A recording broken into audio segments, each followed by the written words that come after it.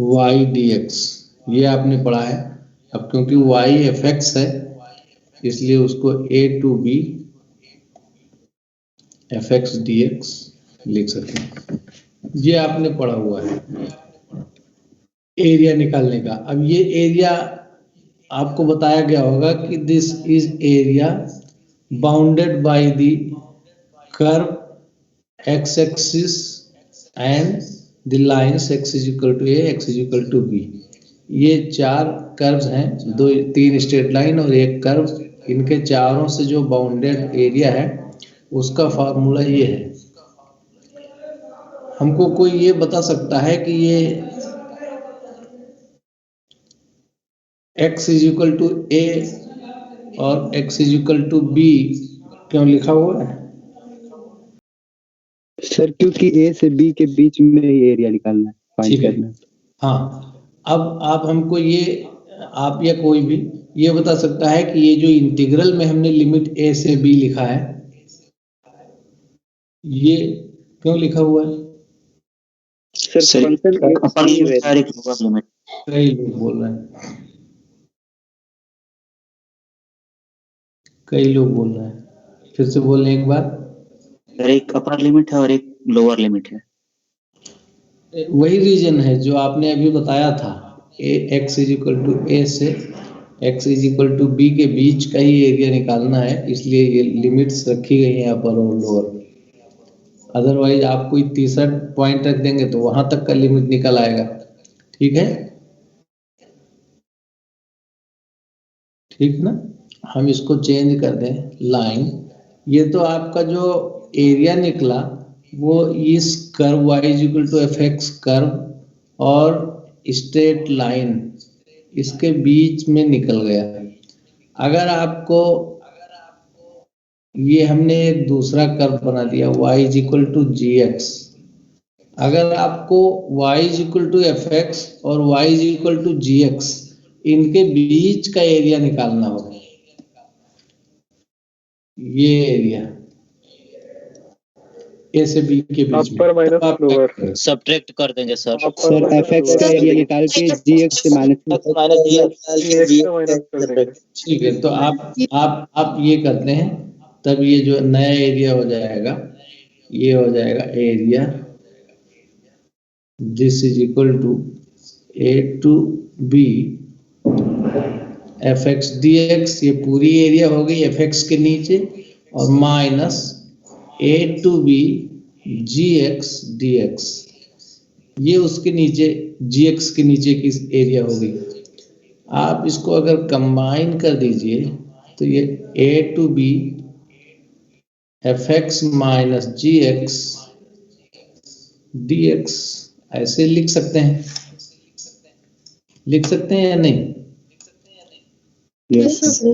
ठीक है, अब आप देखिए इसको आप एक ही इंटीग्रल जरा कंसीडर करिए, g x to F x d y, इसकी वैल्यू क्या होगी? ये एक इंटीग्रल अलग से बताइए हमें, इसकी वैल्यू क्या? F x minus g x. हाँ, ये हो जाएगा। तो फिर हम इसको ये लिख सकते हैं integral a to b integral g x to F x d y d x.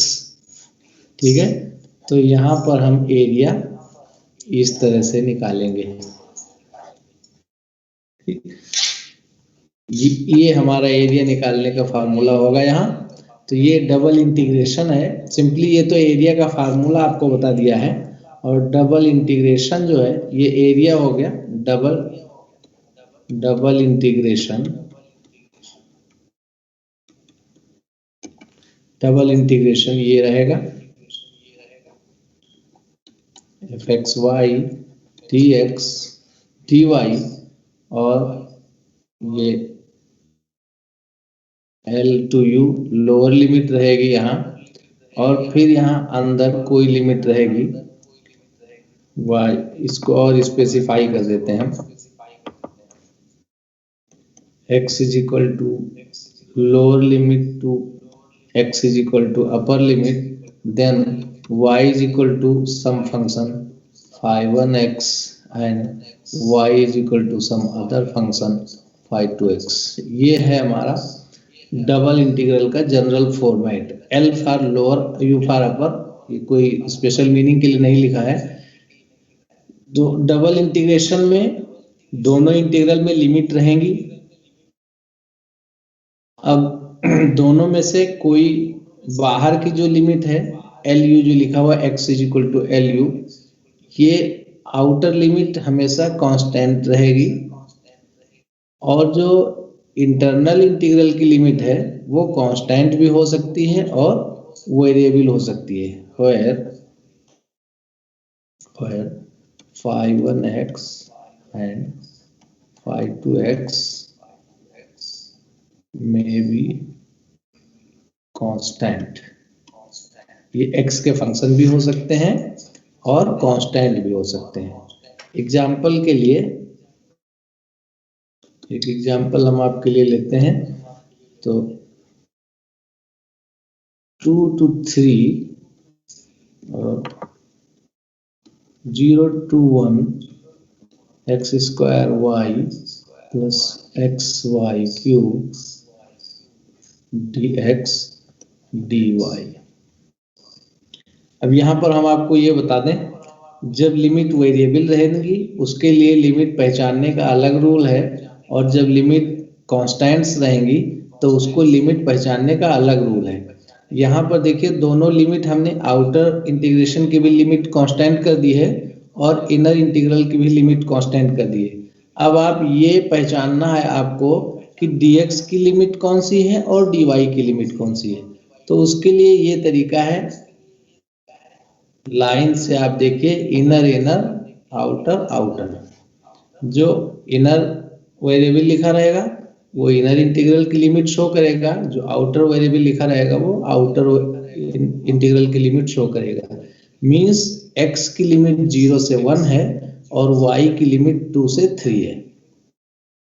अब ये किसी भी ऑर्डर में आप इसको इंटीग्रेट कर सकते हैं, क्योंकि दोनों कांस्टेंट लिमिट है तो इसमें ऑर्डर मैटर नहीं करेगा। आप चाहे पहले x को इंटीग्रेट करिए चाहे पहले y को। तो सपोज के लिए आप x को, क्योंकि वो डायरेक्टली दिख भी रहा है, तो आप x को इंटीग्रेट करते हैं तो 2 to 3 x को जब आप इंटीग्रेट करेंगे तो x cube by 3y plus x square by 2 y cube 0 to 1 और dy एज इट इज रहेगा। अब आप जब लिमिट पुट करेंगे तो 2 to 3 x की लिमिट लोअर लिमिट पे x 0 हो जाएंगे, अपर लिमिट पे 1 हो जाएंगे। तो ये y by 3 plus y cube by 2 ये हो गया आपका। अब आप y को, अब ये सिंपल इंटीग्रल है जो आपने पढ़ रखा है, अब आप इसको सीधे इंटीग्रेट कर देंगे तो y square by 6 plus y to the power 4 by 8 2 to 3। बाकी आप इसको भी इवैल्यूएट कर सकते हैं। हमारे ख्याल से एक ये कांस्टेंट लिमिट के इंटीग्रल का कंसेप्ट अगर क्लियर हो तब आगे बढ़ें। यस सर क्लियर है। ठीक है, क्लियर है। Yes sir. Yes sir. Yes. ठीक है, यस सर। तो अब आगे बढ़ते हैं। ये तो हो गया कि लिमिट जब कांस्टेंट होंगी तो आप कैसे जानेंगे कि कौन सी लिमिट किसकी है, x या y की। दूसरा एग्जांपल लेते हैं। 0 to 1 x2 x square xy dx dy। यहाँ पर भी हमने सेम ऑर्डर में लिख दिया dx dy, लेकिन यहाँ पर इस तरह से लिमिट नहीं पहचानना है जैसे वहां दिया था। यहाँ पर ये x की नहीं होगी, तो यहाँ पर कैसे निकालेंगे, यहाँ पर हम आपसे रेस्पॉन्स लेकर समझाएंगे। उसके लिए हम वापस चलते हैं। यहाँ पर देखिए हमने कैसे लिखा है, ये जो integral x is equal to L y x is equal to U लिखा हुआ है, तो यहाँ पर आप देखिए कांस्टेंट लिमिट तो जो भी लिख रखी है, ये जो इनर लिमिट लिखी है उसमें आप देखिए y is equal to 5(1x) y is equal to 5(2x) लिखा है। इसका मतलब जब फंक्शन x के होंगे तो वो y की लिमिट रहेगी। अगर फंक्शन y के होंगे लिमिट में अगर x के फंक्शन लिखे हैं तो y की लिमिट होगी, लिमिट में अगर y के फंक्शन लिखे हैं तो वो x की लिमिट होगी। क्लियर है? Yes sir. यस तो एक लिमिट जब डिफाइन हो जाएगी तो दूसरी ऑटोमेटिक डिफाइन हो जाएगी। तो यहाँ पर लिमिट में x का फंक्शन लिखा हुआ है, ये भी लोअर लिमिट x है, अपर लिमिट x स्क्वायर है, तो ये x के फंक्शन है, तो ये लिमिट किसकी हो जानी चाहिए? y की। तो इसीलिए तो इसीलिए पहले y को इंटीग्रेट, जो वेरिएबल लिमिट है यहाँ पर लिख दे रहे हैं integral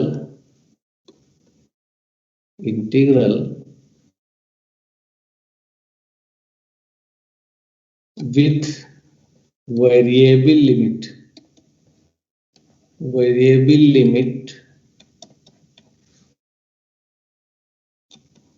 will be integrated first. This will be integrated first. जिस इंटीग्रल की लिमिट वेरिएबल है पहले उसको इंटीग्रेट करेंगे। तो हम यहाँ पर देख रहे हैं कि जो y की लिमिट है वो वेरिएबल है, y is equal to x, y is equal to x square. तो पहले y को इंटीग्रेट करेंगे तो ये हो जाएगा 0 to 1 और x y square by 2 x to x square dx, y को इंटीग्रेट कर दिया। अब हम इस पे लिमिट रखेंगे y की, तो 0 to 1 x बाई 2, ये तो ऐसे ही है, y में रखिए तो x स्क्वायर में x to the power 4 minus x square dx। अब आप इसको कह सकते हैं this is equal to 1 by 2 0 to 1 x to the power 5 minus x cube dx।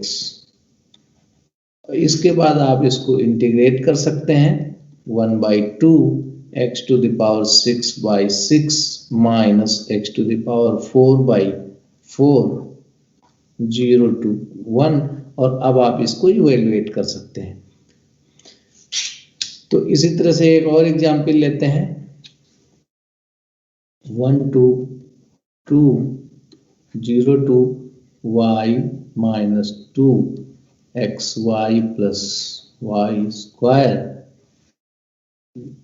dx dy। अब आप हमको बताएंगे कि इसमें वेरिएबल लिमिट किसकी है? सर 0 से y माइनस x की है। लिमिट y में लिखी हुई है इसलिए ये लिमिट x मानी जाएगी। तो इसको क्या पढ़ेंगे? बेसिकली इसको पढ़ेंगे इस तरह से x is equal to 0 x is equal to y minus 2, ये पढ़ेंगे। लिखा जैसे भी हो पढ़ेंगे इस तरह से x is equal to y minus 2, इस तरह से पढ़ेंगे। तो लिखा नहीं रहता इस तरह, लेकिन पढ़ने का तरीका, समझने का तरीका यही है। तो x इज इक्वल टू 0 से x इज इक्वल टू, तो यहाँ पर पहले हम किसको इंटीग्रेट करेंगे? x को। तो ये 1 से 2 पहले तो आप ओपन कर सकते हैं या डायरेक्ट कर सकते हैं, ये x ये भी है तो x इंटू एक्स स्क्वायर हो गया, तो x क्यूब बाई 3 आ जाएगा, y minus x square by 2 y square, ये और लिमिट हो गई 0 टू y, और अब आपका dy बच गया क्योंकि x से इंटीग्रेट हो गया। y माइनस 2 हाँ y माइनस 2 y माइनस 2। तो अब आप इसको जब सिंप्लीफाई करेंगे तो ये 1 to 2 और ये y बाई 3, इसमें x की लिमिट रख रहे हैं तो लोअर लिमिट पे 0 हो जाएगा, अपर लिमिट ही आएगी, तो ये हो जाएगा y minus 2 whole cube minus y square by 2 y minus 2 whole square, ये पूरा आ गया अब आपका dy के साथ में।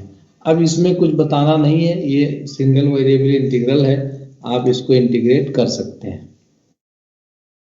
ठीक है। Yes sir. तो ये हाँ, ये हो गया कि कैसे हम डबल इंटीग्रल को पहचानते हैं। तो ये डबल इंटीग्रल की पहचान की बात हो गई है। अब हम आपको एरिया भी इसी समय बता देते हैं। मान लीजिए जैसे पहले ही आपको एग्जाम्पल देते समय शुरुआत ही किया था, वहीं पर वापस ले चलते हैं कि ये एरिया आपको निकालनी है। तो एरिया तो पहले ही हम आपको डिस्क्राइब कर चुके हैं कि कैसे निकाला जाएगा।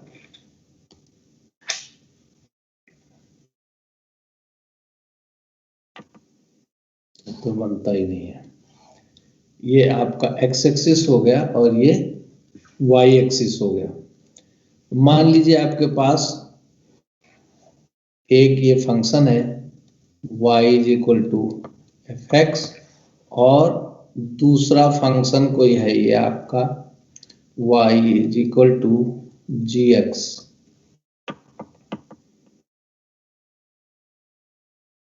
यही लिख दे रहे हैं y is equal to ji X, ये फंक्शन है।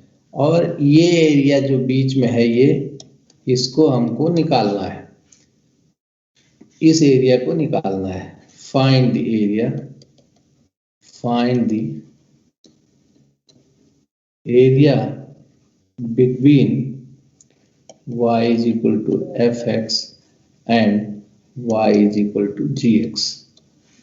तो सबसे पहला पॉइंट हमारे पास क्या होना चाहिए कि सबसे पहले हम ये पता करेंगे कि ये जो एरिया इनक्लोज हो रही है दोनों के बीच में, ये एक्स एक्सिस पर पॉइंट्स क्या हैं, ये पॉइंट और दूसरा,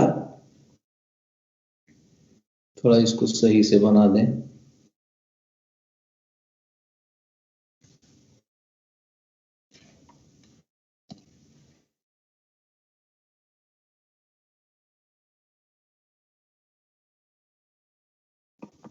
सही तो बनना ही नहीं चाह रहा है। ये हो गया y is equal to ji X. तो ये पॉइंट, ये पॉइंट क्या है, सबसे पहले तो हमें ये डिसाइड करना है। तो हम क्या करेंगे, नंबर एक, solve y is equal to F X and y is equal to ji x to find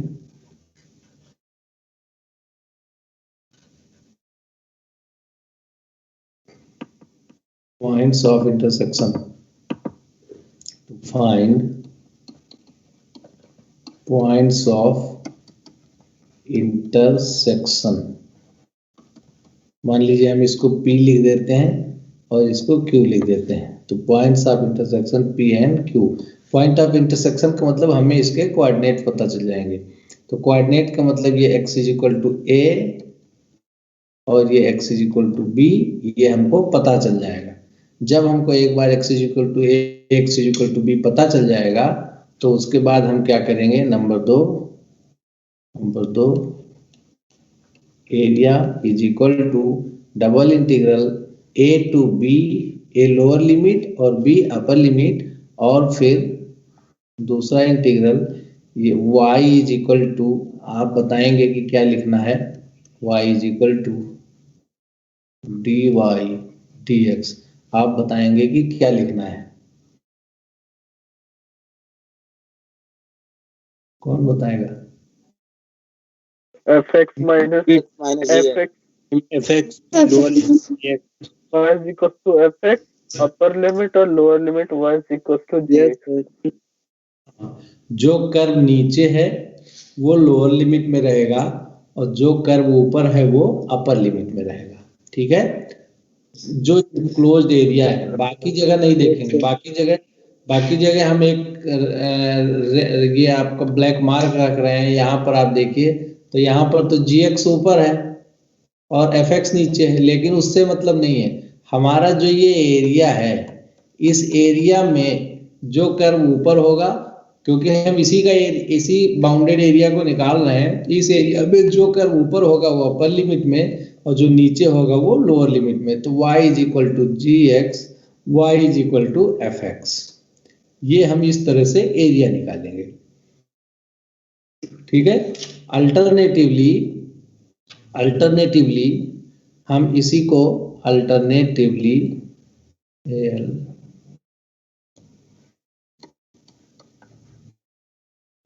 हम चाहें अगर तो कोई जरूरी नहीं है कि हम एक्स एक्सिस को कांस्टेंट लिमिट दें, हम वाई एक्सिस को भी कांस्टेंट लिमिट दे सकते हैं। तो हम उसी ग्राफ को दोबारा ड्रा कर दे रहे हैं।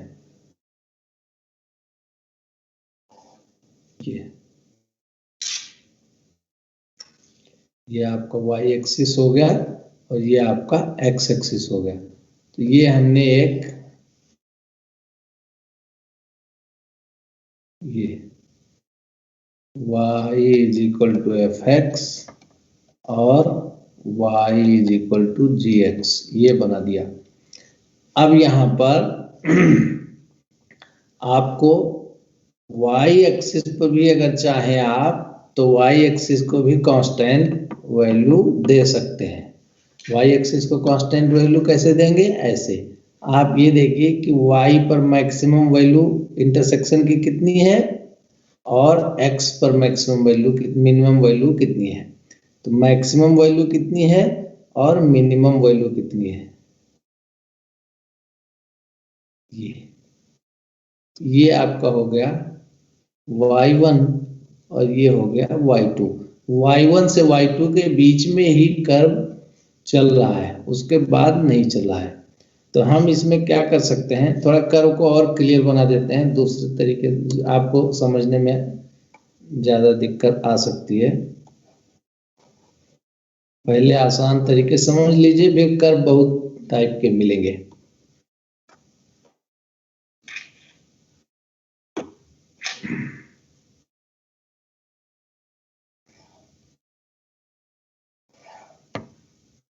अब आपको समझने में आसानी रहेगी। y is equal to F x और y is equal to same उसी से मिलता जुलता बना रहे हैं जी एक्स और y is equal to F X. तो अब आप ये पहले देखेंगे कि y और x एक्सिस पर मिनिमम मैक्सिमम वैल्यूज कितनी है। तो मान लीजिए ये y1 है और ये y2 है। y1 y2 के बीच में सारा कर्व बाउंडेड है। तो आप इसको दूसरे तरीके से भी लिख सकते हैं, एरिया इज इक्वल टू, जैसे आपने ए बी लिख दिया x एक्सिस पर, वैसे आप y1 y2 लिख दीजिए।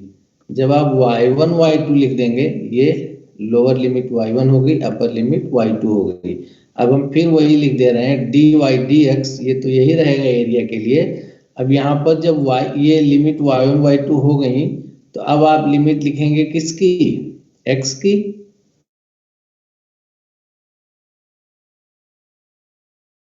आपको यहाँ दोनों एक साथ दिख रहे होंगे।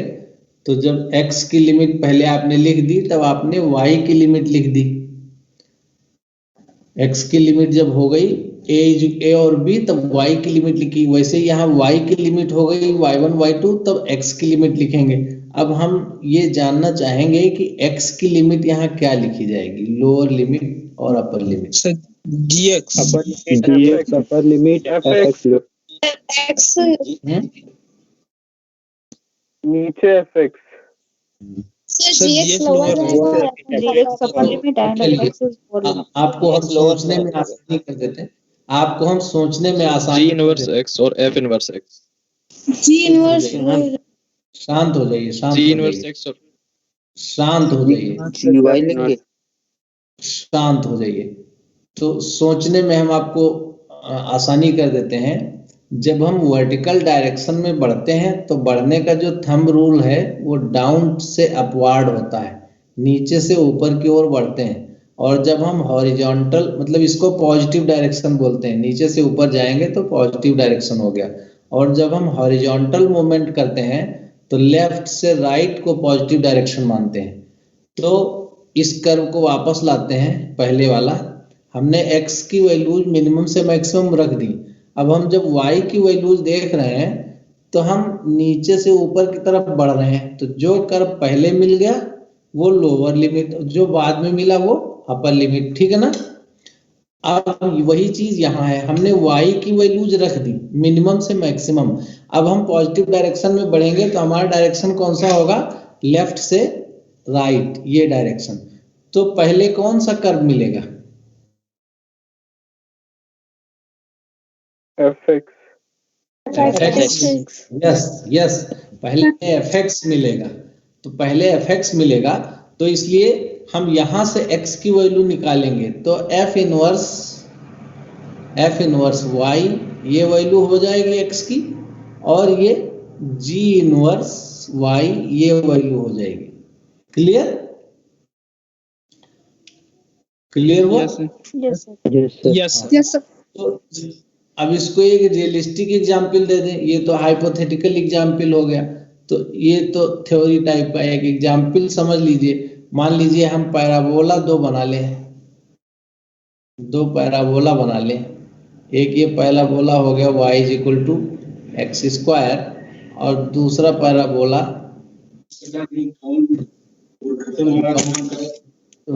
है ये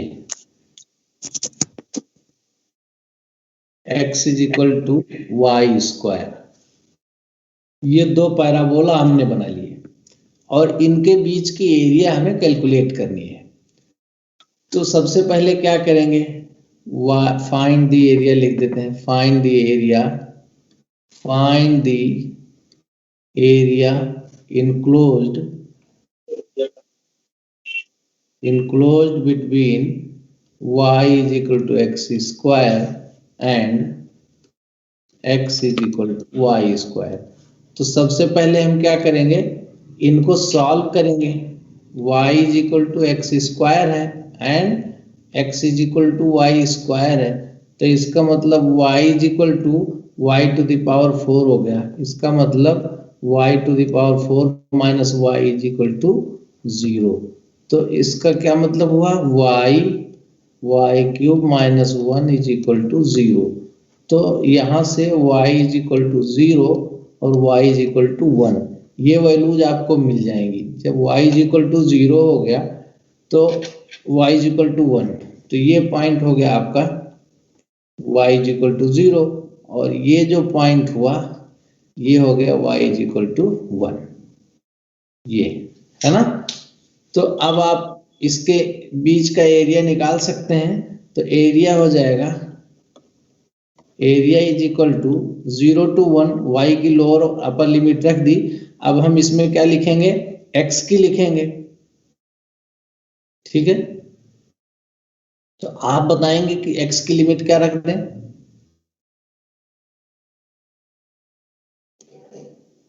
Sir, y square.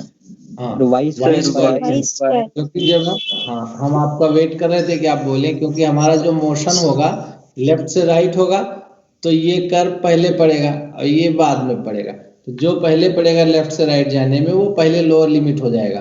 तो x की वैल्यू हो गई, ये हमने y की वैल्यू रख दी 0 से 1। अब हम x की वैल्यू रख देंगे y स्क्वायर से रूट y। अब आप देखिए, ये भी देख लीजिए, y स्क्वायर जब x स्क्वायर है तो x is equal to plus minus root y होगा, है ना। तो x is equal to root y, तो जो कर्व है यही रहेगा, और जो x is equal to minus root y है वो हमने ड्रॉ ही नहीं किया है, वो अपोजिट क्वाड्रेंट में चला जाएगा। Is it clear to all of you? Yes, sir. अब तो x की वैल्यू रूट y लेनी है या माइनस रूट y लेनी है, ये फिगर से डिसाइड होगा, ठीक है ना। तो यहां पर x की वैल्यू रूट y लेंगे, तो जो माइनस रूट y होगा वो अपोजिट इधर क्वाड्रेंट में आ जाएगा, तो वो हमें नहीं लेनी है। अब आप इसको लिखेंगे dy dx, ये एरिया हो गई। y को आप इंटीग्रेट पहले नहीं करेंगे क्योंकि ये जो वेरिएबल लिमिट है वो x की है, तो आप पहले x को इंटीग्रेट करेंगे। तो ये 0 to 1 x आपने इंटीग्रेट कर दिया, ये हो गया y स्क्वायर से रूट y dy, और आपका ये 0 to 1 root Y minus Y square D Y, ये हो गया। अब आप इसको आसानी से, एक वेरिएबल का इंटीग्रेशन है, इसको आप इंटीग्रेट कर सकते हैं। इसी तरह से एरिया को आप चेंज भी करके दूसरे तरह से भी लिख सकते हैं। अगर आप चाहते हैं कि हम कांस्टेंट जो लिमिट है वो x की रखें, तो आप यहां से देखिए, जब y इज इक्वल टू 0 होगा तो x भी 0 हो जाएगा ना, हो जाएगा। Yes, sir. Yes sir. तो x इज इक्वल टू 0 और x is equal to 1। x भी, ये संयोग की बात है, ऐसा कर्व लिया है कि दोनों ही 0 0 मिल रहे हैं, लेकिन जो भी किसी कर्व में निकले कोई प्रॉब्लम नहीं है। तो x को आप 0 1 रख लेंगे, x को 0 1 रख सकते हैं। x की लिमिट अगर आप 0 1 रखेंगे तो x इज इक्वल टू 0 और x इज इक्वल टू 1, ये y is equal to 0, y is equal to 1। तो जब आपने x को 0 1 रख लिया, तब आपका मोमेंट डाउन से अपवार्ड होगा। जब डाउन से अपवार्ड होगा तो आपकी लिमिट किसकी लेनी है, y की। तो y is equal to x square नीचे आ जाएगा, y is equal to x square, और y is equal to root x ऊपर आ जाएगा, dy dx। अब आप इसमें y को पहले इंटीग्रेट करेंगे, 0 to 1 y x square root x dx, this is equal to 0 to 1 root x minus x square dx। अब आप देखिए दोनों इंटीग्रल आपको एक ही जैसे दिखने लगे, तो इसको जब आप इंटीग्रेट करेंगे दोनों में सेम वैल्यू आ जाएगी। तो ये हो गया एरिया इंटीग्रेट करने का तरीका, और ये डबल इंटीग्रेशन भी आपको हमने एक्सप्लेन कर दिया इससे पहले ही। इसी तरह से ट्रिपल इंटीग्रेशन भी होते हैं। तो ट्रिपल इंटीग्रेशन, बाकी चीजें भी पढ़ेंगे, चेंज ऑफ ऑर्डर और कई चीजें पढ़ेंगे, लगे हाथों ट्रिपल इंटीग्रेशन इंट्रोड्यूस कर दे रहे हैं। ट्रिपल इंटीग्रल,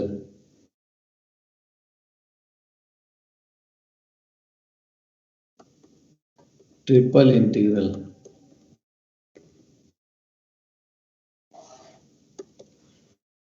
TRIPLE होता है, एक पी एक्स्ट्रा बन गया है। तो ये हो गया ट्रिपल इंटीग्रल। अब ट्रिपल इंटीग्रल इस तरह से होता है, ये तो यहाँ भी एग्जैक्टली वैसे ही रूल चलेगा।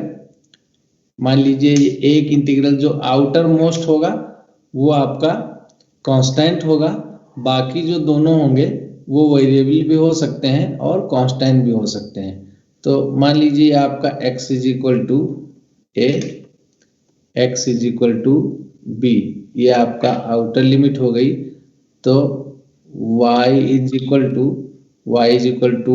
f1x और y is equal to f2x, ये आपका सेकेंड लिमिट हो गई। और z is equal to 5(1)xy और z is equal to 5(2)xy, ये आपकी सबसे अंदर की लिमिट हो गई। तो इसमें dx dy dz, अब कोई जरूरी नहीं है कि dx dy dz, ये तो कुछ भी हो सकता है, फंक्शन भी रह सकता है। कोई एक फंक्शन ले लेते हैं f of x y z dx dy dz। तो यहाँ पर भी जो f1 f2 और 5(1) 5(2) हमने लिखे हैं, ये कांस्टेंट भी हो सकते हैं। तो अगर ये कांस्टेंट रहेंगे तब तो कोई प्रॉब्लम ही नहीं है। सॉरी, अगर ये वेरिएबल लिमिट रहेगी तब तो कोई प्रॉब्लम ही नहीं है, जैसे हमने रख दिए हैं ऐसे ही रहेंगे। z x y का फंक्शन है, फिर जब आप z से इंटीग्रेट कर देंगे तो z खत्म हो जाएगा, सिर्फ x और y बचेंगे। तो बाहर की दो लिमिट पहले की जैसी हो गई, या तो y की लिमिट अंदर होगी तो x की बाहर होगी, या x की अंदर होगी तो y की बाहर होगी, उसमें कोई प्रॉब्लम नहीं है। अगर लिमिट्स, तो यहाँ एक्चुअली आपको लिमिट कैसे समझना है, जो x और y दोनों के फंक्शन होंगे वो z के लिमिट होंगे, जो सिर्फ x का फंक्शन होगा वो y का लिमिट हो जाएगा, अगर सिर्फ y का फंक्शन होगा तो x का लिमिट हो जाएगा, और जो बचेगा वो बाहर कांस्टेंट लिमिट हो जाएगा। लेकिन अगर लिमिट कांस्टेंट होती हैं तब आपको उसी ऑर्डर में देखना पड़ेगा, 0 to 1, 1 to 2, 2 to 4, x plus y minus z square dx dy dz, ये आपको इंटीग्रेट करने के लिए दे दिया। तो यहाँ पर लिमिट आप कैसे देखेंगे, क्योंकि ये सारी लिमिट हमने कांस्टेंट ले ली हैं। जब सारी लिमिट कांस्टेंट हो गई हैं तो आप ऑर्डर से देखेंगे। ऑर्डर से देखने का मतलब जो इनर मोस्ट है वो x का हो जाएगा, जो सेकेंड इनर मोस्ट है वो y का हो जाएगा, और जो आउटर मोस्ट है वो z का। मतलब जिस ऑर्डर में लिखे हैं उसी ऑर्डर में। तो जब लिमिट सारी कांस्टेंट होंगी तो जिस ऑर्डर में लिखे होंगे उसी ऑर्डर में dx dy dz के ऑर्डर में ही लिमिट डिस्ट्रीब्यूट होंगी। ठीक है ना। तो इसको इंटीग्रेट अगर करना है तो कांस्टेंट लिमिट में किसी भी ऑर्डर में इंटीग्रेट करिए। पहले भी अभी बता चुके हैं सेकंड डबल इंटीग्रल में कि जब लिमिट कांस्टेंट रहती है तो किस ऑर्डर में इंटीग्रेट करेंगे, मतलब किस वेरिएबल को पहले करेंगे किस वेरिएबल को बाद में करेंगे, ये नहीं होता है। किसी भी वेरिएबल को पहले और किसी भी वेरिएबल को बाद में इंटीग्रेट कर सकते हैं, बस लिमिट सही होनी चाहिए। और जब वेरिएबल लिमिट होती है तब आपके पास मजबूरी है कि पहले वेरिएबल को ही इंटीग्रेट करना है। तो यहाँ पर आप इंटीग्रेट करेंगे, सबसे पहले किसी को भी करें। अगर आप x को इंटीग्रेट करना चाहते हैं तो करिए, अगर आप z को इंटीग्रेट करना चाहते हैं तो आप z को करिए, कोई प्रॉब्लम नहीं है। तो मान लीजिए आप z को इंटीग्रेट करना चाह रहे हैं तो आपका 1 to 2, 2 to 4 और आप इंटीग्रेट z को कर रहे हैं तो xz plus yz minus z cube by 3, और लिमिट z की 0 to 1 है तो 0 to 1 और dx dy बचा रह गया। अब आप इसको लिमिट पुट कर देंगे 1 से 2, 2 से 4। z की लिमिट आप पुट करेंगे तो लोअर लिमिट सब 0 है बाई चांस, तो अपर लिमिट में आ जाएगा तो ये हो जाएगा x प्लस वाई माइनस 1/3। अब आप dx dy, इसके बाद आगे हम नहीं बढ़ा रहे हैं क्योंकि ये तो इंटीग्रल अभी हम लोग स्टार्टिंग में कर ही चुके हैं। Proceed as double integral. अब आप इसमें किसी को भी कर सकते हैं, है ना। तो ये हो गया आपका। और हम एक एग्जाम्पल ले लेते हैं ट्रिपल इंटीग्रल जिसमें वेरिएबल हो, तो वेरिएबल ढूंढने की कोशिश करते हैं जिससे आपको थोड़ा बेटर समझ में आ जाए। एक इंटीग्रल ये लेते हैं एग्जाम्पल, नेक्स्ट एग्जाम्पल ये हो जाएगा आपका 0 to log 2, 0 to log x plus 0 to log x, 0 to x, 0 to x, and then 0 to x plus log y, log y e to the power x plus y plus z dx dy dz। तो अभी हमने आपको बताया था कि जब limits variable हैं तब किसी भी ऑर्डर में dx dy dz लिखा हो फर्क नहीं पड़ता है, क्योंकि यहाँ लिमिट हम पहचानने का तरीका समझ चुके हैं। तो how do we identify the limit, ये इंटरनल लिमिट किसकी होगी,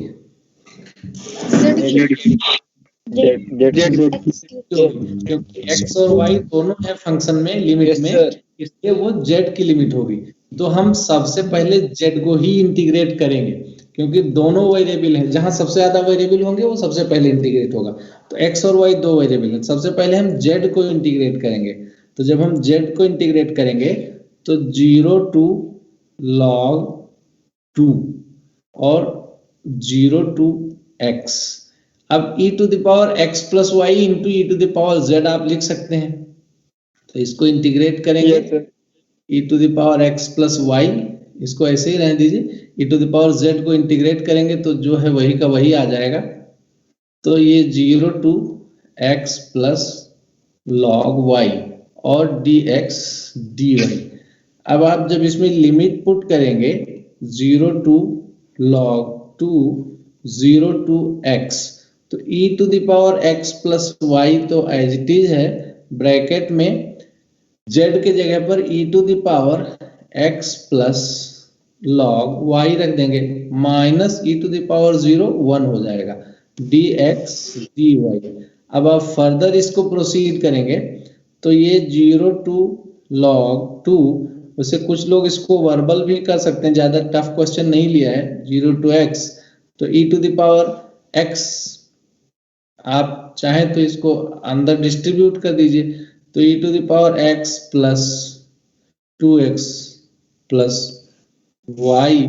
और अच्छा पहले आप उसको ओपन कर देना, फिर आप अभी क्वेश्चन करना शुरू करेंगे फिर से वही लिखना पड़ेगा, e to the power x plus y, और यहाँ e to the power x और e to the power log y means y हो गया simply, minus 1 dx dy, dx dy, ठीक है ना।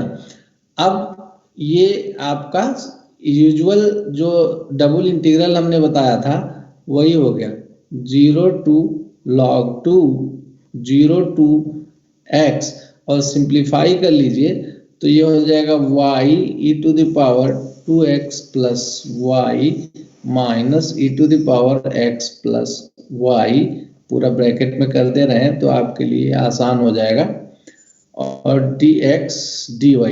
अब आप हम यहां से आगे नहीं बढ़ेंगे, प्रोसीड एज डबल इंटीग्रल, क्योंकि इससे आगे हम आपको अभी थोड़ी देर पहले पढ़ा चुके हैं। यहाँ पर क्या करेंगे ये आपसे ही हम आइडिया ले लेते हैं, पहले किसको इंटीग्रेट करेंगे, y को सर, जो इनर, हाँ क्योंकि जो इनर लिमिट है, इनर लिमिट 0 टू x वो y की लिमिट है, तो पहले आप y को इंटीग्रेट करेंगे, जब y के लिए इंटीग्रेट करके आंसर आ जाएगा फिर फाइनली बाद में x से इंटीग्रेट करेंगे 0 टू log 2 के लिए। तो अगर इंटीग्रेशन में कोई प्रॉब्लम हो तो हम करके दिखा दें, अदरवाइज ये डबल इंटीग्रल है जो हम लोग ऑलरेडी अभी कंसीडर कर चुके हैं, इसमें कोई प्रॉब्लम है सर हो जाएगा सर, हो जाना चाहिए, क्योंकि ये तो आप अभी इंटीग्रेशन तो आपको आता ही है, जब आप y से इंटीग्रेट कर रहे हैं उस समय x as a constant treat होगा, उस समय x को वेरिएबल ट्रीट नहीं करेंगे। जब भी किसी एक वेरिएबल से इंटीग्रेट कर रहे होते हैं तो बाकी सारे वेरिएबल कांस्टेंट की तरह बिहेव करते हैं, बस रूल इंटीग्रेशन का यही रहेगा जो हमने बताया है। तो ये हो गया आपका वेरिएबल डबल और ट्रिपल वॉल्यूम निकालने का तरीका। इसके बाद हम लोग जो मेन चीज है चेंज ऑफ ऑर्डर पढ़ेंगे, उसके बाद नेक्स्ट लेक्चर में हम लोग एरिया और वॉल्यूम थोड़ा थोड़ा धीरे धीरे पढ़ेंगे। तो सबसे पहले इसको दोनों तरह के वेरिएबल दोनों तरह के इंटीग्रल इंट्रोड्यूस करने का हमारा पर्पस जो था वो था चेंज ऑफ ऑर्डर पढ़ाना। हम इंटीग्रल का ऑर्डर कैसे चेंज कर सकते हैं अपने मन से। तो सबसे पहले क्यों ना हम वही क्वेश्चन ले लेते हैं, ये जो आपने कर रखा है, ये क्वेश्चन 0 टू ये y equal to x square और x equal to Y square, इसी को ले लेते हैं और इसका इंटीग्रल ये है 0 to 1 X square to root X. Change of order of integration,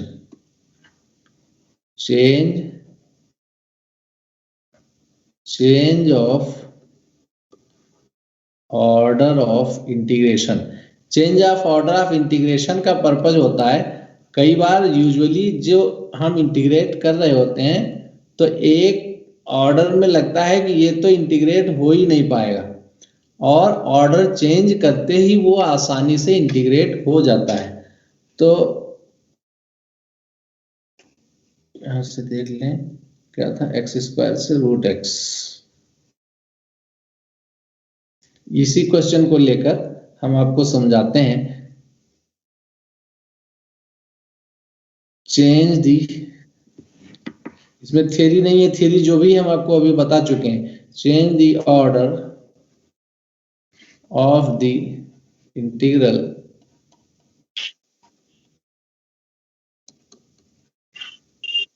of 0 to 1 x square to root x dy dx।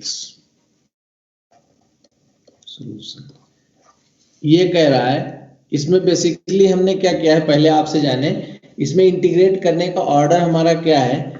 पहले हम y को इंटीग्रेट करते हैं, बेटर है कि हम dx dy लिख दें जिससे देखने में न लगे कि क्या है, देखने में लगे कि सीधा ही लिखा हुआ है dx dy। ठीक है, ये हमारा कोई इंटीग्रेशन है। इसमें हम पहले किसको इंटीग्रेट करेंगे आप लोग बताएंगे। सर y इंटीग्रेट करेंगे and region is what, because y has variable limit. y की जो लिमिट है वो वेरिएबल है, इसलिए हम पहले y को इंटीग्रेट करेंगे। अगर हम पहले x को इंटीग्रेट कर देते हैं एज इट इज तो हमारा आंसर ही नहीं आएगा। तो अभी जो हम लिखने जा रहे हैं उसको डिलीट करेंगे, सिर्फ आपको दिखाने के लिए लिख रहे हैं कि अगर हम डायरेक्ट x को इंटीग्रेट कर देते हैं तो क्या होगा। देखिए, अगर सीधे x को इंटीग्रेट कर देते हैं तो ये हो जाएगा x square to root x, और x को आपने इंटीग्रेट कर दिया तो उसकी लिमिट आ गई 0 to 1 और फिर dy लिखा हुआ है। इसकी 0 to 1 x की वैल्यू 1 हो गई तो आपका x square to root x dy। अब आप इसको इंटीग्रेट कर देंगे तो root x minus x square आ जाएगा, एरिया आपको मिला ही नहीं। क्लियर? सर स्क्रीन पे क्वेश्चन दिख नहीं रहा। स्क्रीन एडजस्ट करो, सर दिख नहीं रहा है। स्क्रीन एडजस्ट करो। दिख रहा है सर, नेटवर्क प्रॉब्लम दिख रहा है सर दिख रहा है। हमको पता है दिख रहा है, क्योंकि हमारी भी दो स्क्रीन पैरेलल चल रहा है, इसलिए हमको पता है। आप स्क्रीन एडजस्ट करो तो आप ये देख रहे हैं कि अगर इसको हमें y से पहले इंटीग्रेट करना था लेकिन हमने गलती से x से पहले कर दिया, तो रिजल्ट क्या हुआ कि जो हमें मिलना था एरिया, वो एरिया मिला ही नहीं, हमको एक फंक्शन मिल गया। तो ये इंटीग्रेशन एज इट इज गलत है। तो अगर हमको x से पहले इंटीग्रेट करना है तो उसके लिए हमारे पास कुछ प्रोसीजर है, उसको हम कहते हैं change of order of integration. मतलब हमें इंटीग्रेट करने के लिए कुछ चेंजेस करने पड़ते हैं। तो सबसे पहले तो आप इसमें लिखिए let i is equal to 0 to 1 x square to root x dx dy। तो सब अभी हमें ये सीधे इंटीग्रेशन दिया गया है, अब हमें इसका फिगर खुद से ड्रा करना पड़ेगा। तो ये जो 0-1 लिमिट है ये किसकी है? x की x की है। लिमिट्स, हाँ तो लिमिट्स आपकी ये हो जाएंगी x is equal to 0, x is equal to 1।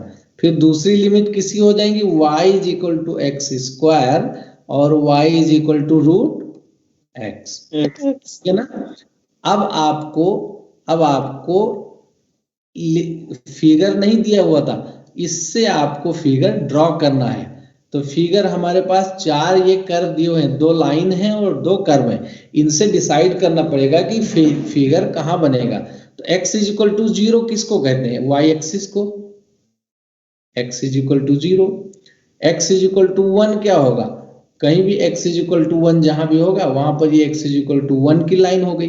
y is equal to x square क्या होगा? ये कोई कर्व हो गया, हम नहीं जानते हैं कि ये पैराबोला है, कोई कर्व है। y is equal to root X क्या होगा? कोई दूसरा कर्व होगा। अगर हम नहीं जानते हैं कि y is equal to root X भी पैराबोला है, बाय द वे हम नहीं जानते हैं, सपोज कर लीजिए कि हम ये भी नहीं जानते हैं कि y is equal to x square parabola है, हम सिर्फ ये जानते हैं कि कोई फंक्शन तो है ही अल्टीमेटली। तो अब हम y is equal to x square, जो स्ट्रेट लाइन है वो तो हमने बना दी, जो स्ट्रेट लाइन है वो हमने बना दी, फंक्शंस हैं इनको भी ड्रॉ करना है। तो अब इनको हमें ये देखना है कि पहले तो ये फंक्शन इंटरसेक्ट कहाँ कर रहे हैं, तो पहले इसको सिंप्लीफाई करना पड़ेगा, है ना। तो solve y is equal to x square and y is equal to root X. तो इसको सॉल्व करेंगे तो क्या हो जाएगा, y इज इक्वल टू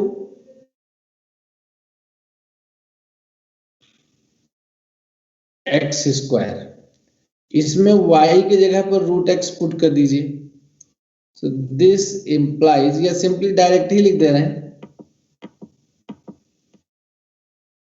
ये y की जगह पर रूट एक्स पुट कर सकते हैं, तो ये हो जाएगा root X is equal to x square, या x to the power 4 is equal to x, या x cube minus 1 is equal to 0। तो इससे हमको ये मिल गया है कि x इज इक्वल टू 0, 1। तो जब x इज इक्वल टू 0 रखेंगे, x is equal to 0 implies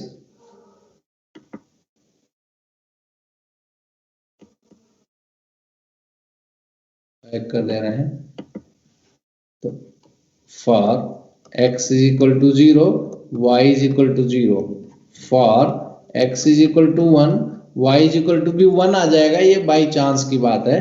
तो हमारे जो पॉइंट ऑफ इंटरसेक्शन होंगे, पॉइंट्स ऑफ इंटरसेक्शन मींस ये दोनों कर्व इंटरसेक्ट कहाँ कर रहे हैं, तो ये होंगे 0, 0 और 1, 1।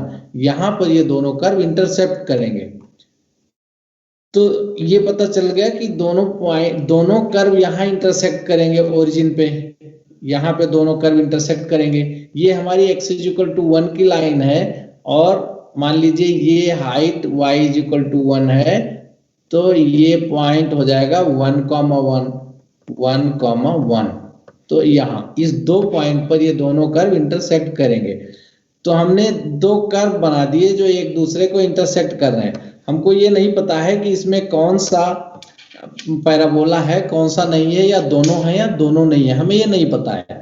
हमने दो कर्व बना दिए जो 0, 0 और 1, 1 पे इंटरसेक्ट कर रहे हैं, ठीक है। अब हमको ये पता करना है कि इस कर्व में कौन सा नीचे रहेगा, कौन सा ऊपर रहेगा। तो ये लिमिट y की है। y की लिमिट होने का मतलब क्या हुआ कि हमारा मोशन डाउन टू अपवार्ड होता है। तो डाउन टू अपवार्ड का मतलब जो इंटीग्रल में, इंटीग्रल दिख रहा है, जो इंटीग्रल में लोअर लिमिट है y की, वो नीचे कर्व होगा। इसका मतलब ये जो कर्व है ये y is equal to x square है, ठीक है ना।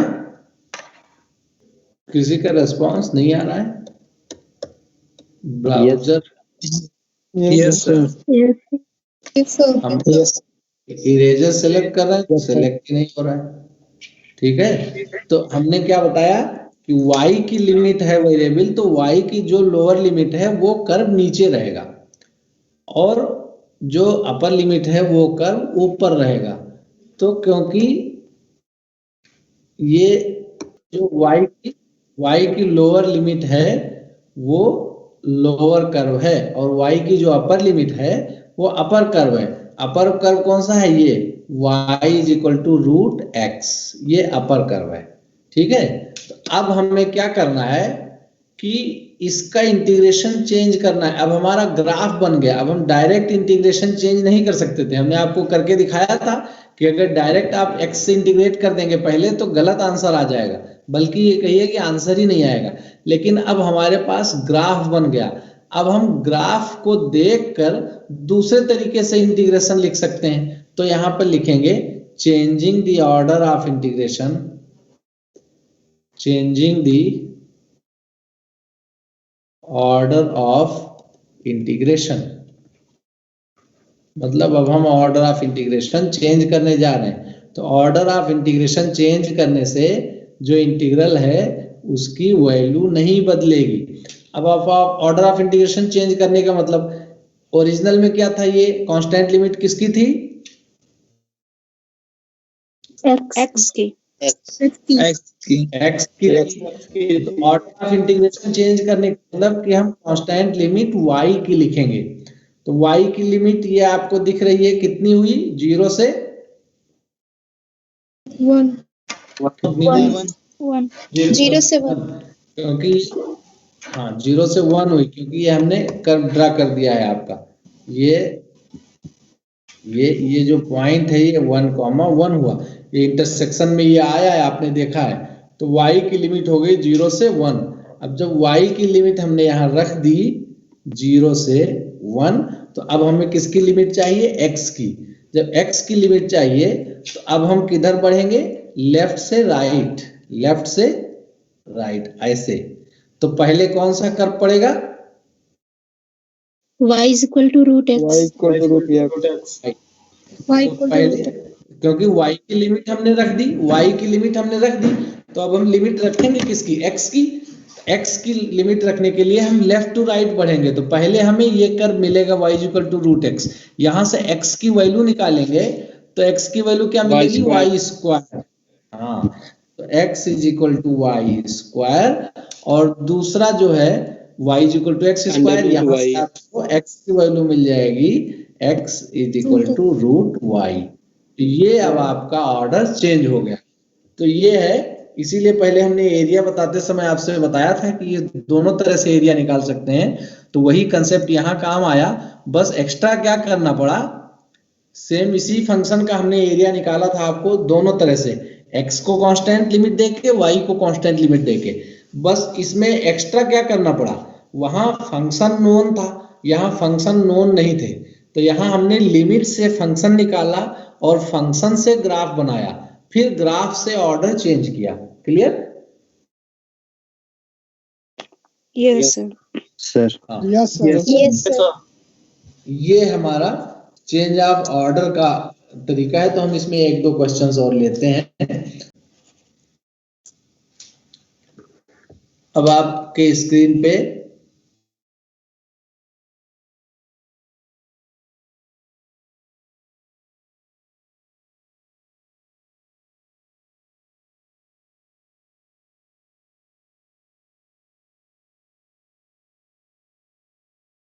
चेंज ऑफ ऑर्डर के क्वेश्चंस जब कर लेंगे तो बाद में अगले लेक्चर में हम लोग एरिया के क्वेश्चंस करेंगे, फिर उसके अगले लेक्चर में वॉल्यूम के क्वेश्चंस करेंगे।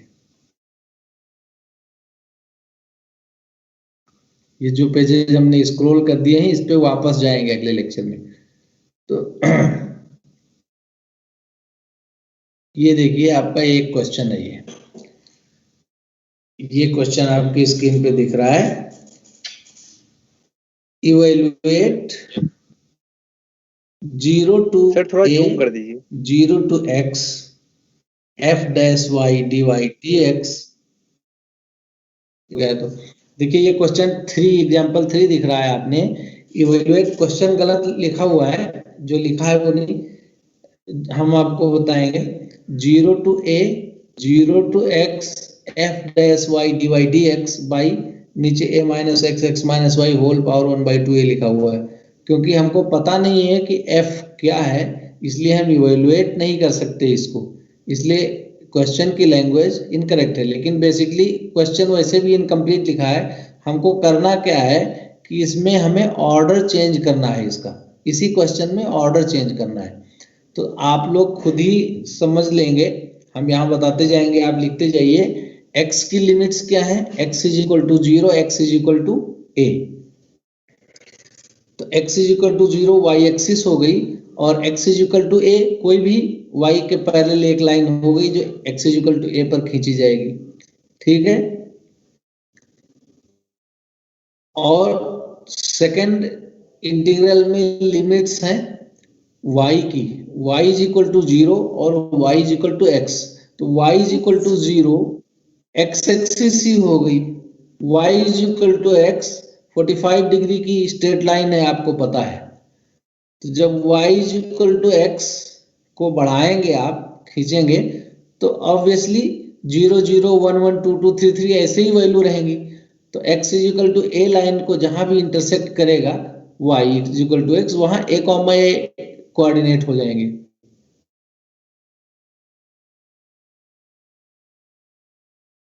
ठीक है। अब आपका फिगर देखिए जो बना हुआ है, फिगर जो ऊपर फिगर बना हुआ है, ये तो बन गया आसानी से। x is equal to 0, y axis हो गई, y is equal to 0, x axis हो गई, x is equal to a, vertical line हो गई, y is equal to x, 45 degree की लाइन होगी, आपने खींच दिए। अब जो एनक्लोज्ड एरिया है वो आपको दिख रही है, ठीक है। अब आपको क्या करना है इसमें, कोई बोल सकता है? हमें कांस्टेंट लिमिट किसकी लेनी है अब ऑर्डर चेंज करने के लिए? फिगर बन गया, बस फिगर बनना ही मेन जो प्रॉब्लम है चेंज ऑफ ऑर्डर की वो है फिगर बनना। फिगर एक बार बन गया तो फिर आप आगे अपने मन से तुरंत दूसरे ऑर्डर में लिख सकते हैं। तो इसमें हमें चेंज करने पर, ऑर्डर चेंज करने पर कांस्टेंट लिमिट किसकी लेनी है? y की y की लिमिट क्या हो जाएगी? 0 से a हो जाएगी, क्योंकि 0 0 a 0 0 कॉमा a 0 0 पर लाइन रहेगी और a कॉमा a पर लाइन रहेगी। तो ये ट्रायंगल बन गया आपका। तो y की लिमिट लोअर से अपर हो गई 0 से a, तो y की लिमिट आपने रख दिया 0 से a। अब आपको क्या करना है कि x की लिमिट रखनी है। तो x की लिमिट के लिए आप क्या करेंगे? लेफ्ट से राइट मूव करेंगे y एक्सिस से स्टार्ट करके। जब आप लेफ्ट से राइट मूव करेंगे तो पहले आपको स्लैंट लाइन पड़ेगी y is equal to x, तो वहां से x की वैल्यू y मिल जाएगी, तो लोअर लिमिट y हो गई, और लास्ट में x is equal to a की लाइन मिल जाए तो x is equal to a हो गया। क्या ये चीज क्लियर है? Yes, sir. Yes sir. Yes, sir. Clear है। अब आपको यहाँ पर जब क्लियर हो गया तो ऑर्डर चेंज हो गया। अब हम इस क्वेश्चन का आपको समझा भी दे रहे हैं कि जिस लैंग्वेज में क्वेश्चन पहले दिया हुआ है, पहले जो ओरिजिनल क्वेश्चन है उसके हिसाब से हमें पहले किसको इंटीग्रेट करना है? Y को हाँ, y को, ठीक है, y को इंटीग्रेट करना है, ठीक है। जब एक दो लोग बोल दें तो बाकी लोग कंटिन्यू न करें तो भी ठीक चल जाएगा। तो 2 मिनट तक बोलते रहते हैं लोग। तो y को इंटीग्रेट करना है। अब y को इंटीग्रेट करने में प्रॉब्लम क्या है? क्या हम आसानी से इंटीग्रेट कर सकते हैं?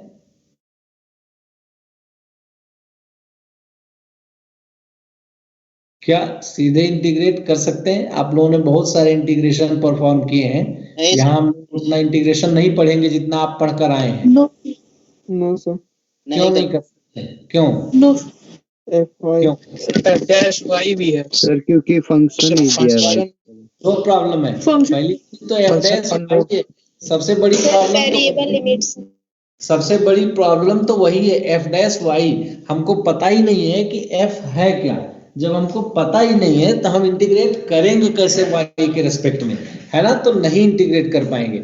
लेकिन यही हमने अभी आपसे बताया था कि कुछ क्वेश्चंस ऐसे होंगे जो एक ऑर्डर में इंटीग्रेट नहीं हो सकते हैं, लेकिन ऑर्डर चेंज करने पर इंटीग्रेशन पॉसिबल होता है। तो यहाँ y के रिस्पेक्ट में इंटीग्रेट नहीं हो सकता, इसका मतलब इस ऑर्डर में इंटीग्रेशन नहीं पॉसिबल है। अब हमने ऑर्डर चेंज कर दिया। नीचे वाली लाइन पर आप देखिए, यहां पर पहले आपको x को इंटीग्रेट करना है, f डैश छूट गया क्योंकि x से इंटीग्रेट करने में f डैश का कोई रोल ही नहीं है। अब आप इसको आसानी से इंटीग्रेट कर सकते हैं। ये अब आपके इंटीग्रेशन कैलिबर का कितनी क्लैरिटी है आपको इंटीग्रेशन उस पर डिपेंडेंट है, लेकिन ये आसानी से इंटीग्रेट हो सकता है। इसको आप इंटीग्रेट कर सकते हैं, है ना? तो जब एक बार इसको इंटीग्रेट कर लेंगे तो बाद में ये आगे हम आपको बढ़ा दे रहे हैं। ये इंटीग्रेशन के लिए सब्स्टिट्यूशन है, आपके पास भी बुक है, इसमें आप देख लीजिएगा। वैसे इस क्वेश्चन को बहुत ज़्यादा देने की जरूरत नहीं है, बहुत वेटेज। हमारा पर्पज ये था कि एक तरह से इंटीग्रेट नहीं हो सकता है, दूसरे तरीके से हो सकता है। तो हम कोई थोड़ा टिपिकल क्वेश्चन लेते हैं।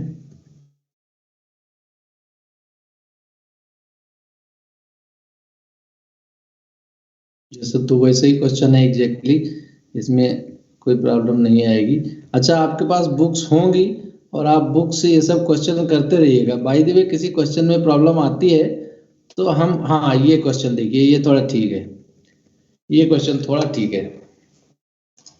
Evaluate 0 to 2 1 to e to the power x dx dy by changing the order of integration। ये ऐसे भी सर, आप इंटीग्रेट हो जाएगा, कर दीजिए। डायरेक्ट भी हो जाएगा, और ऑर्डर चेंज करने की बात कर रहे हैं। तो यहाँ पर मेन पर्पज तो यहाँ ग्राफ ड्रा करना ही है। तो यहाँ ग्राफ ड्रा करने के लिए आप क्या करेंगे, पहले लिमिट्स लिखेंगे। तो x की लिमिट 0,2 हो गई। 0 तो y axis, x is equal to 0 y axis को ही बोलते हैं, और x इज इक्वल टू 2 आपकी, x इज इक्वल टू 2 पर वर्टिकल लाइन आपने ड्रॉ कर दिया। y की limit y is equal to 1, तो y is equal to 1 x axis के पैरेलल लाइन ड्रॉ हो गई। y is equal to e to the power x, आप बहुत अच्छे से जानते हैं एक्सपोनेंट का कर्व, ठीक है। जब y is equal to e to the power x है, जब x को 0 करेंगे तो y इज इक्वल टू 1 हो जाएगा, और जब x को 2 करेंगे तो y is equal to e square. तो ये कर्व आपका जो ड्रा हो गया वो दिख रहा है, ये आप आसानी से ड्रा कर सकते हैं। और इंटीग्रल देखकर ये भी आपको डायरेक्ट पता चल जाता है कि ऊपर कौन सा कर्व रहेगा, नीचे कौन सा रहेगा। क्या इस कर्व में किसी को कोई प्रॉब्लम, ये जो एरिया डिजाइन किया इस एरिया में किसी को प्रॉब्लम है समझने में? No sir. No sir. एक बच्चा पूछ रहा था जिससे हमने कहा था कि अभी आगे के क्वेश्चन में समझ जाएंगे, उसका रिस्पांस भी आ जाए तो अच्छा रहेगा।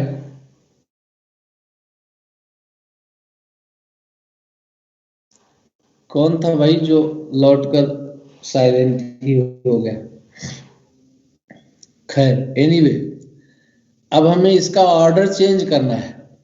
तो ऑर्डर चेंज करने के लिए क्या करेंगे, आप y की मिनिमम से मैक्सिमम वैल्यू लेंगे। y की मिनिमम से मैक्सिमम वैल्यू क्या हो गई? मिनिमम वैल्यू हो गई 1 और मैक्सिमम वैल्यू हो गई ई स्क्वायर। तो 1 से ई स्क्वायर आपने लिख लिया, है ना? Yes sir. अब आपको चाहिए x की लिमिट। तो x की लिमिट के लिए आपने लेफ्ट से राइट मूवमेंट शुरू किया, तो पहले y is equal to e to the power x curve ही मिल जाएगा। y is equal to e to the power x से जब आप x की वैल्यू निकालेंगे तो log y आ जाएगा।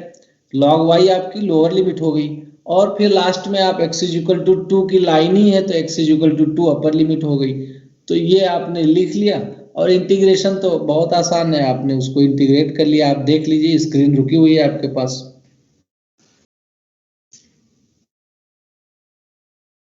तो ये होता है change of order, change of order of integration. Sir sir आपने पहले जो बताया था, मतलब रूल, जैसे उसको जो वेरिएबल है उसको पहले करो फिर जो कांस्टेंट हो, सर उससे भी तो हो जाएगा ना? मतलब सर पहले dy को सर कर देंगे।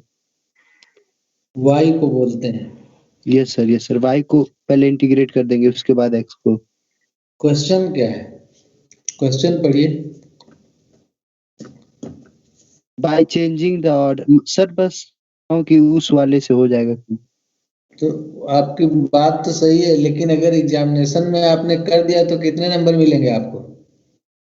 सर 0। हाँ, तो इसीलिए क्वेश्चन भी पढ़ना चाहिए। ये नहीं कि आपको कुछ आता है तो आप अपने मन से उसको कर डालिए। हमने जब इस क्वेश्चन को स्टार्ट किया तो पहले ही कहा कि ये डायरेक्ट भी हो सकता है, लेकिन इसमें लिखा हुआ है कि आपको ऑर्डर चेंज करना है।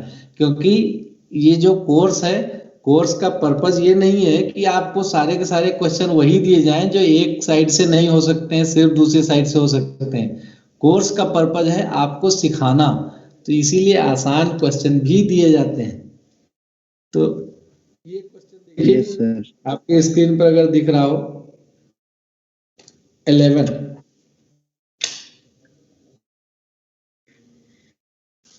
Question number 11। सर।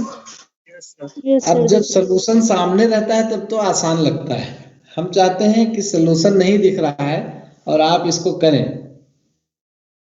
और जो भी डिफिकल्टी आती है आप हमसे पूछिए, हम बोल बोल के या ग्राफ बना के, नोटपैड तो हमारे पास है ही, हम आपको बताएंगे, और हमसे बताते रहिए कि आप क्या कर रहे हैं।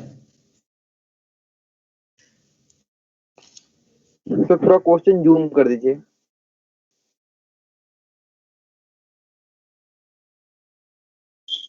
अब देखो, अब देखो, अब कैसा दिख रहा है? अब दिख रहा है सर। सर अब ठीक है। तो अब करिए और हमें बताते रहिए कि आप क्या कर रहे हैं।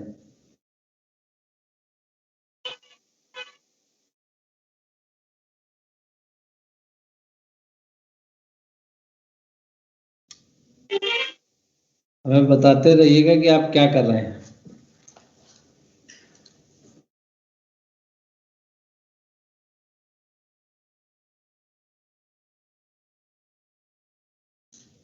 सर पहले x is equal to y और x is equal to Y square पे ये का ग्राफ बनाएंगे कर्व का। ठीक है, हाँ, बाकी दो फिर और भी उसके बाद y हैं। इज इक्वल टू ए और y इज इक्वल टू 0 का भी बना देंगे।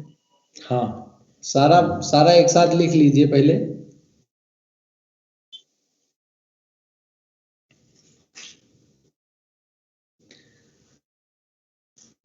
तो y इज इक्वल टू 0 और y is equal to a. y is equal to 0 क्या है? ये तो x एक्सिस ही होती है। Yes sir. Yes sir.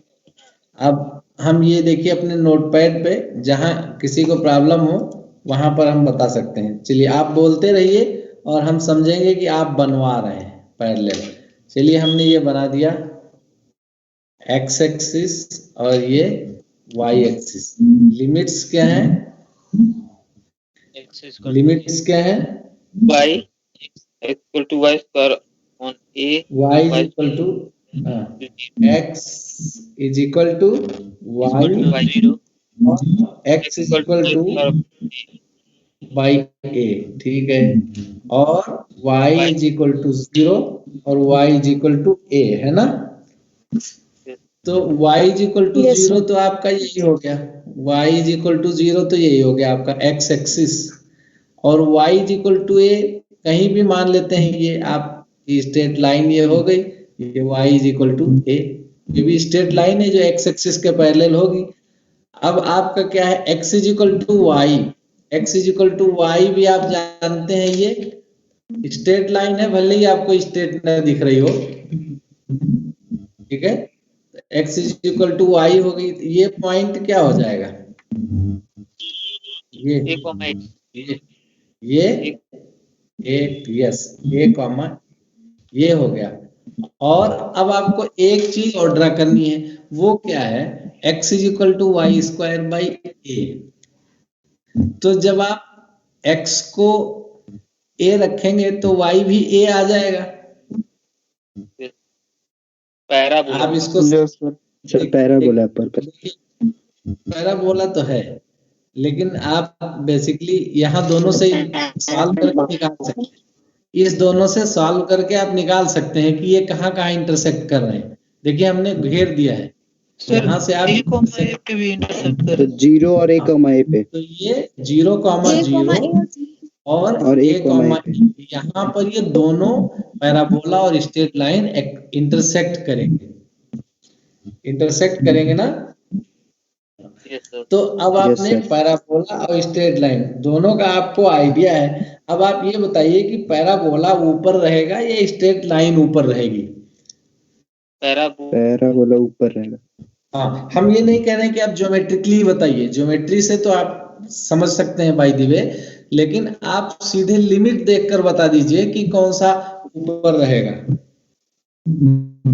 Limit में x की लिमिट है, तो x की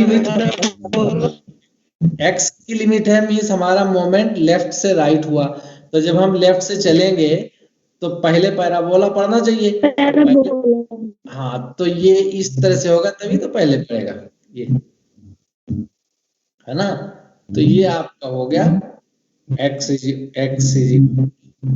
वाई स्क्वायर बाई ए। तो ये एरिया हो गई, ये एरिया इनक्लोज्ड एरिया हो गई। अब आपको इस एरिया के लिए ऑर्डर चेंज करना है, तो ऑर्डर चेंज करने के लिए आपको ये मिल गया x का मिनिमम और मैक्सिमम। ये x इज इक्वल टू 0 और x is equal to a मिल गया ना? Yes, sir. अब आप आसानी से लिख सकते हैं, ये नया ऑर्डर हो जाएगा 0 से a, ये x की वैल्यू हो गई, और फिर y की लिमिट जब आप लिखेंगे तो क्या हो जाएगा, x से रूट Root x. x, ये रूट x, और बाकी क्या था फंक्शन में,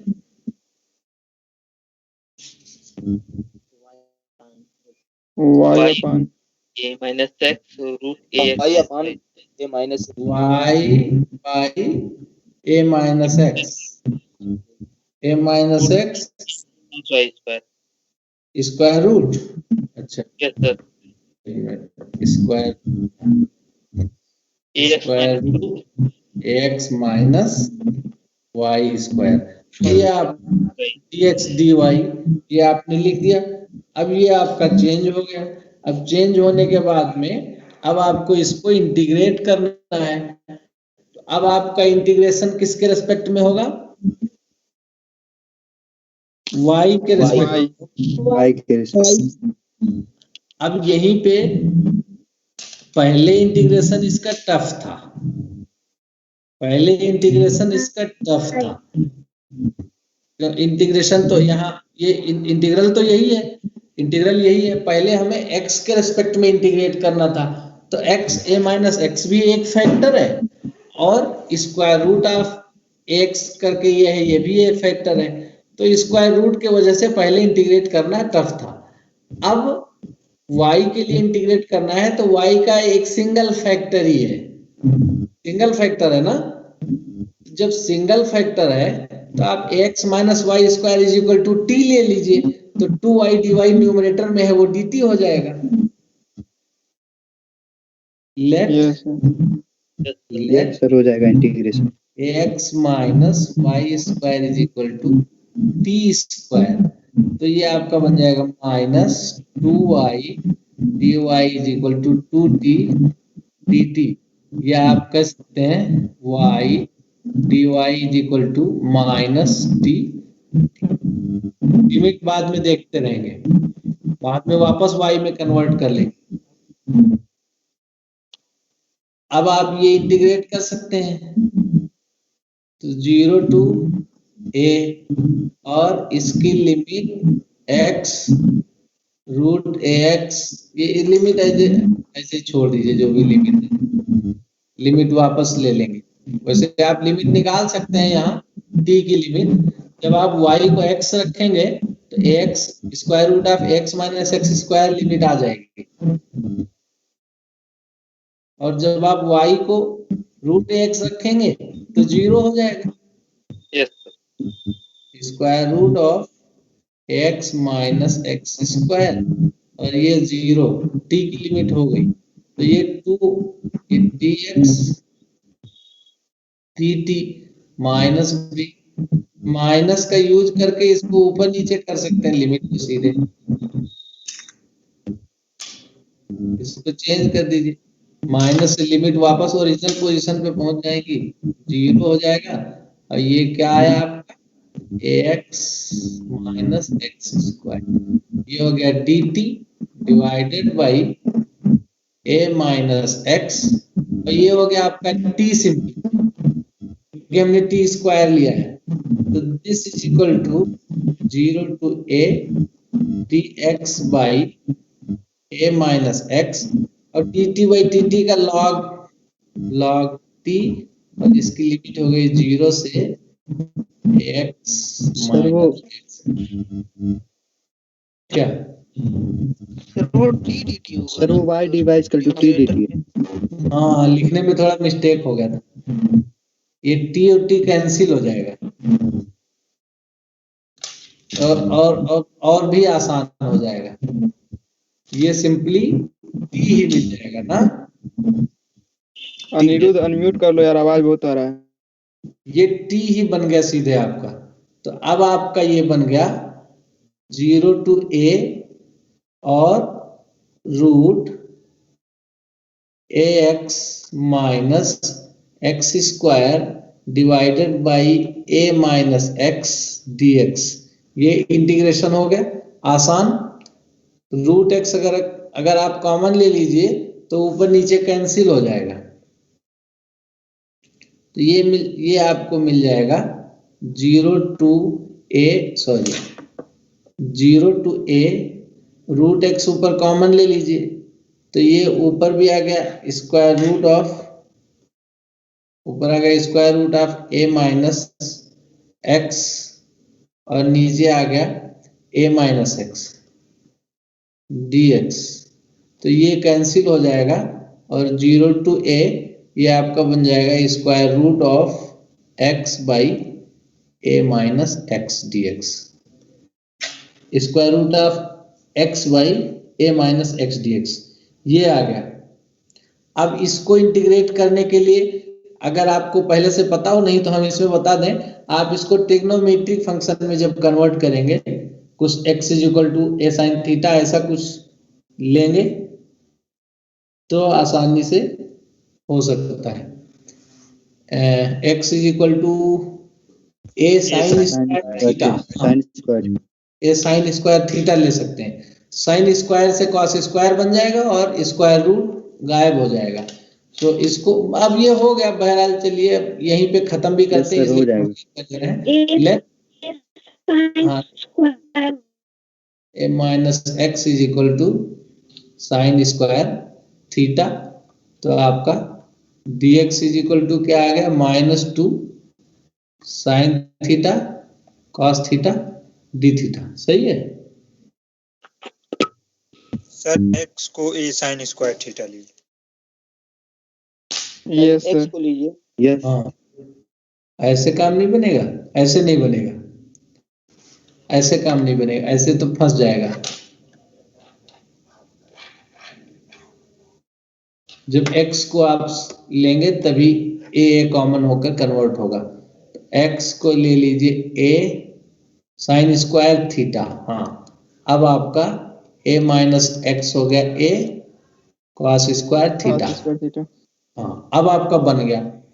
तो और लिमिट भी आपकी, जब x को 0 रखेंगे तो थीटा भी 0 हो जाएगा, x को a रखेंगे तो थीटा π/2 हो जाएगा। तो यह आपका 0 to π/2 हो गया और ऊपर क्या हो जाएगा, रूट a साइन थीटा और नीचे क्या आ गया, रूट a कॉस थीटा, ठीक है ठीक। और ये क्या हो जाएगा, dx क्या हो जाएगा, dx हो जाएगा 2a sine theta cos theta D theta. अब आपका ये a कैंसिल हो गया और 2a बाहर चला जाएगा और कॉस थीटा कैंसिल हो गया। इसको अलग कलर से करें, नहीं तो लिखने की जरूरत ही क्या है। This is equal to 2a बाहर आ गया, 0 to π/2 आपका साइन थीटा, ये कॉस थीटा कैंसिल हो गया, टेन थीटा नहीं बनेगा, आपका a भी बाहर हो गया, 2 भी बाहर हो गया, स्क्वायर थीटा सिर्फ आया, sign square theta D theta. Sign square theta, इसको इंटीग्रेट करने के लिए आप cos 2 थीटा का सहारा ले लीजिए। अब इससे आगे हम नहीं लिखेंगे, cos 2 थीटा, हाँ cos 2 थीटा में कन्वर्ट करिए तभी इंटीग्रेट होगा, ठीक है। तो ये आपका बन गया। तो इस तरह से चेंज ऑफ ऑर्डर होता है। तो चेंज ऑफ ऑर्डर का लेक्चर पूरा कंप्लीट कर दिया है। चेंज ऑफ ऑर्डर का हेल्प आगे जहां जरूरत पड़ेगी वहां लेंगे। इसके बाद अगले लेक्चर में हम लोग पढ़ेंगे एरिया पढ़ेंगे, फिर वॉल्यूम पढ़ेंगे, फिर mass, centre of mass, centre of gravity, ये सब एक दो क्वेश्चन इनके से करेंगे। और उसके लिए कुछ जरूरी जहां पर होगा एक दो और रूल आपको पढ़ाएंगे, तब पढ़ेंगे। तो आज का लेक्चर यही है। बहरहाल हम स्क्रीन अपना बंद करते हैं।